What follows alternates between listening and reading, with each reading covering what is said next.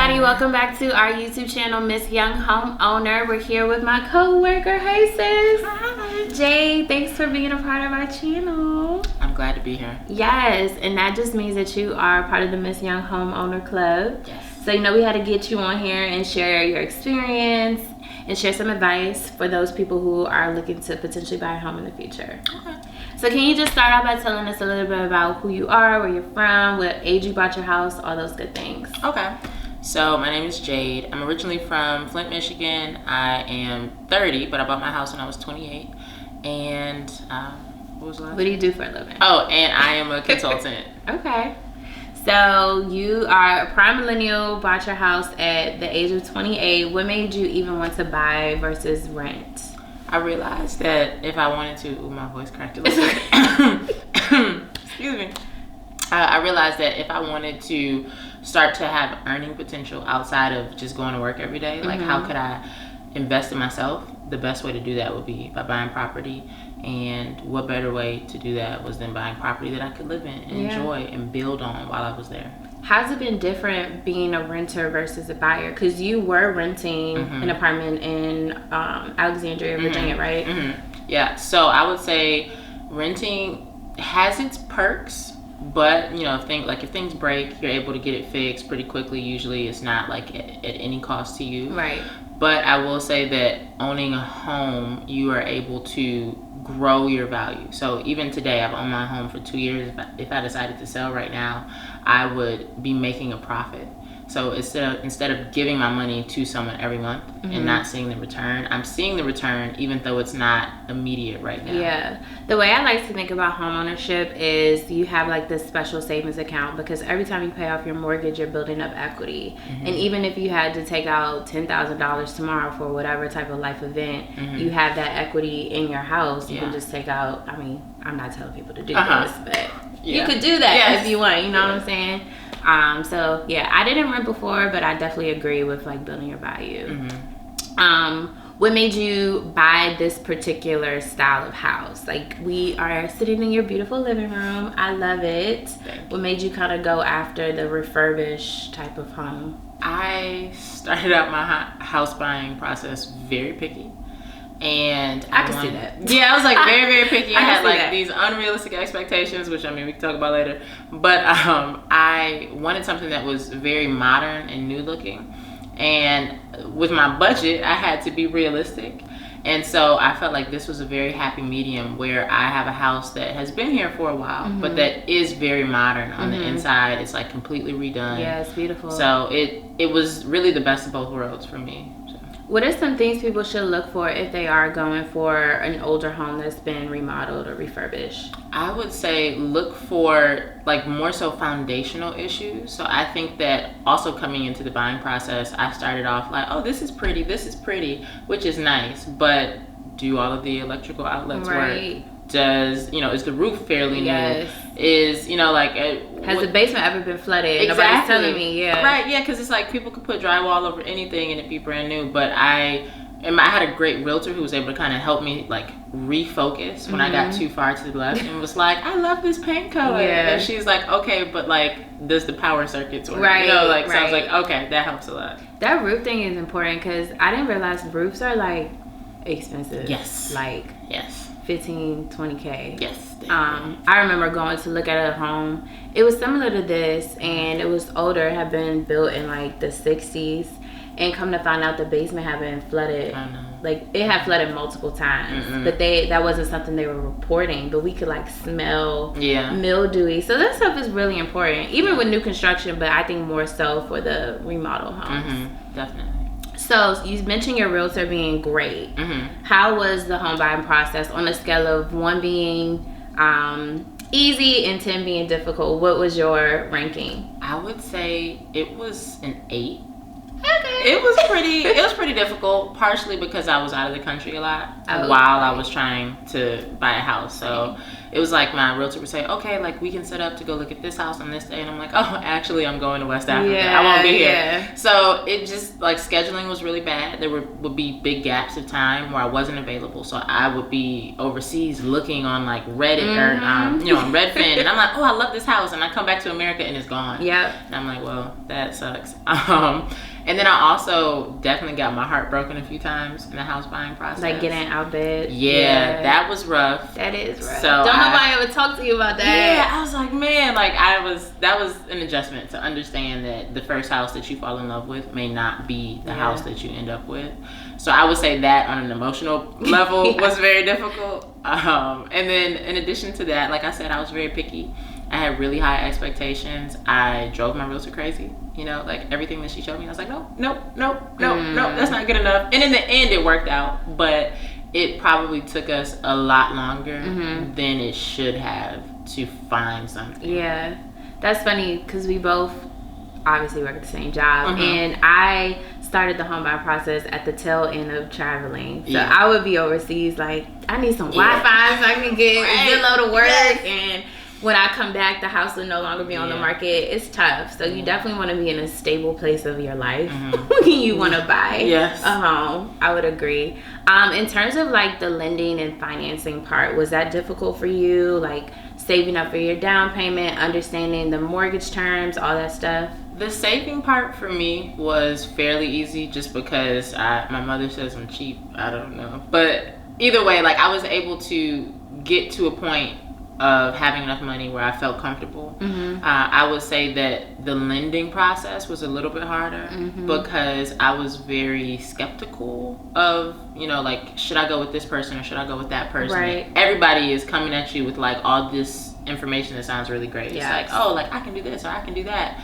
And so I definitely got a little distracted. I ended up switching lenders. Like it was like I had 3 lenders in total. Okay. I remember you telling me that. Yeah. That was probably the hardest part in terms of like not saving, but more so finding the right lender. Like who do I trust? To give you really all have to my trust money them. to. Yes. And people don't realize you can shop around for lenders like you shop around for car salesmen or like whatever other product. You can go to different banks and like businesses and figure out who's gonna give you the best. And I think you helped me with that a lot, like putting me in contact with other lenders because I didn't know. I just was like, oh well, this person said they'll give me money, so I'm just gonna go with them. But are there better lenders out there? Right. So student loans. This is always a big topic for people. You said that you didn't have any trouble saving for your down payment, and I know you're a disciplined person, so that doesn't surprise me. But student loans is something that like it is a big hill and hurdle that a lot of millennials are like getting stuck at. They're like, I have these student loans. Buying a house is like something I'm gonna do 20 years from now. It's not even a thing. How did you combat that? I will say, while I was looking for my house and I started working with a lender, one of them pulled my credit and she's like, well, you have like this loan on here. And I was looking at it and I was like, oh well, yeah, like I'm paying on that loan every month, but I had missed like one payment. And so I was like distraught because it had affected my credit score. And I remember her giving me the advice of like reaching out to them and seeing if I could set up some type of payment plan where like if I was, on time for this long, then they would get rid of that actual like, off of my credit. They would remove that, which ended up working out really well for me. But I will say that paying student loans and trying to save for a house was probably my biggest struggle. Even though I may be disciplined at saving, it's something that it's like an obligation you have that you really can't get out of no matter what. So ultimately money is coming out of your paycheck that is going to go to these student loans. And for me, it was really hard to try to figure out how to balance both. And I had to realize and figure out like what my means were in terms of, can I buy this house and still pay this student loan? Or even worst case scenario, if my student loans double, would I still be able to afford this house? And so I tried to live in like the worst case scenario in terms of that, because I had those student loans. What about even now that you are a homeowner? I feel like people always talk about the home buying process. I have student loans, it's going to stop me. But you got you know, approved for a mortgage, you're in your home, you still have those student loans. Like, is it still a balancing act and budgeting act? Yeah. It definitely is still a balancing act. It is still, like, I would love to just hit the lotto and, like, I don't know if I would pay off my student loans or my house first. Like, right. Which one? Yeah, but, like, they are probably the two things in my life. Whichever one has the highest interest. Yeah, that's a good point, yeah. But it's still a balancing act, and it still is a situation that I try to, like, keep it on top of, because you don't, like, one day I want to buy another house. Yeah. And when that point in time comes, I want to make sure that I didn't get too lax with my student loans, because I'm like, oh, I already got my house. So it's like, you never know. You have to stay on top of them. So. I understand. How is it buying as a single woman and living, like, as a single woman? It's great. I have enjoyed really owning this process of buying, picking, and choosing where I'm going to live. In essence, I would say that when I was going through the house buying process, I was very vigilant of the neighborhoods that I was buying in, because I am a single woman. You know, I have a dog, so I'm walking my dog a lot. You got a big dog, though. Ain't nobody about to mess with you with. That's true. Yeah, people see them and they cross the street, which helps, you know.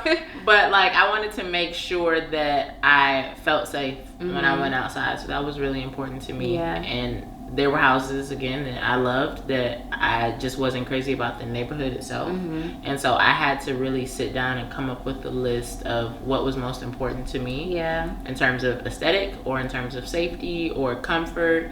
So there was a lot that went into it. I feel like people be skipping that part and they just want to go look at the homes. But that was the first thing my realtor asked me. She's like, do you have a list of what you want and what you can't live without? And I was like, no. And next time I saw her, she was like, did you make that list? And I'm like, is it really important? She's like, yeah, you should put it down on paper. So I think that's a good takeaway. Make sure you kind of, like, map out what you want, what you don't want, what you can live without, and what's your absolute must-haves. So you are one of my, like, most historical, like... That came out. No, you're one of my friends that is most in tune with history and like the African diaspora and all that stuff. So, like, how does it feel being a Black woman owning property? I know this is deep for you. Yes. Oh man, that's a good question. So I actually was talking to my mom one day, because she's, like, really into ancestry, so she's, like, on ancestry.com. That's where you're from, huh? That must be. She's like, she called me like, did you know your great-great-grandfather? And I'm like, that's crazy, Mom. But I was talking to her one day, and I was like, it's pretty crazy to think that even my great-grandmother, if she were alive today, if I called her and was like, hey, you know, I bought a house, like, I own property. I'm a Black woman by myself that was able to buy property that...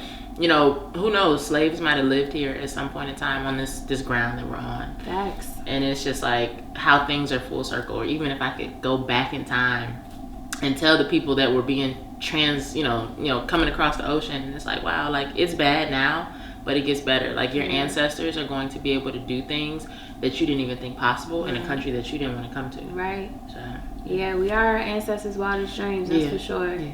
That's why we gotta get that investment property so we can run it up and keep it going. Well, thank you, Jay, so much for giving your insight. Wait, cut that part out. I do want to talk about your furniture process, like decor, because once again, everybody always focuses on, like, the before you move in, and, like, how's it been being a homeowner, maintaining your house, buying furniture? Like, it looks great in here, by the way. Thank you.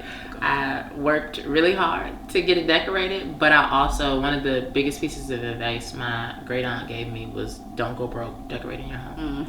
And I really took that to heart. So I sat on a beanbag on the floor for, like, 4 months maybe before I bought my couch, and that was the first big purchase that I made. And I was, like, stalking every furniture website I could find. I also used Pinterest a lot to kind of get an idea of the aesthetic that I wanted.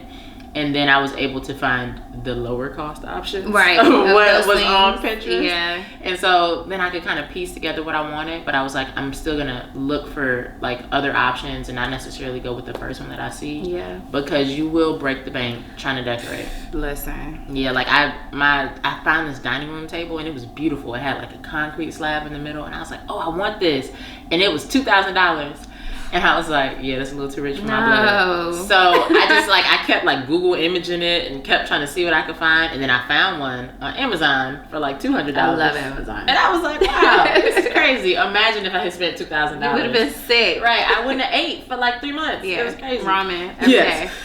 No, but that I haven't bought like one piece of furniture outside of a holiday. So Black Friday, Christmas, Martin Luther King, President's Day, every major holiday is hella discounts. I don't buy it if it's not a discount. Exactly. And it's like the one time I feel like you have to be so patient. And at first I was like, people gonna come over and be like, dang, like she got like a couch, a TV, and nothing. Like, is this a trap? All paper plates. I had paper cups, everything. Yeah. Like, well, if you got something to say, you could bring my housewarming gifts. Exactly. Like, I'm available for gifts. Right. So I would say don't put pressure on yourself when you're going through the decorating process. Like I said, I've been here for 2 years. I just decorated my downstairs like a month ago.